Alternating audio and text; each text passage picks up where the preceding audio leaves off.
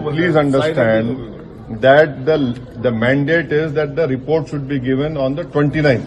Yes, sir. First week, last day. Yes, sir. Now, how can you give it? There is a procedure that has to be followed. There is a procedure laid down by the rules and by the direction speaker. First, the committee has to give a notice that there will be a clause by clause consideration. That notice has not been given. Secondly, listing of amendments and circulation of list of members they give, that has not been given. Second. Third, under direction 77, there has to be a clause by clause consideration. That takes at least 2 days. Fourth, based on the clause by clause consideration, draft report has to be finalized and shared with legislative department, then Ministry of Law and Justice. Hindi translation of that report should come. We don't know. Draft report with amendment bill, as prepared by the Legislative Council, by the chairman, should be approved. Then it should be circulated to members.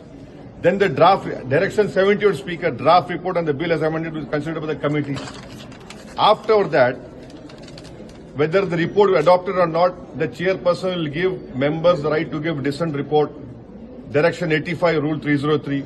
And after examination of dissent note by the secretary, direction 91, the preparation regarding percentage final report of the House. All these steps have not been taken. And most important, this committee has not visited state of Bihar.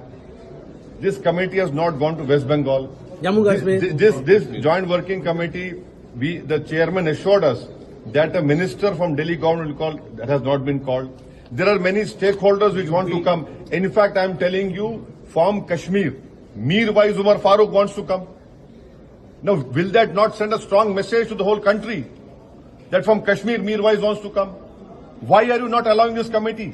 Why isn't the government allowing this committee to meet every stakeholder? And on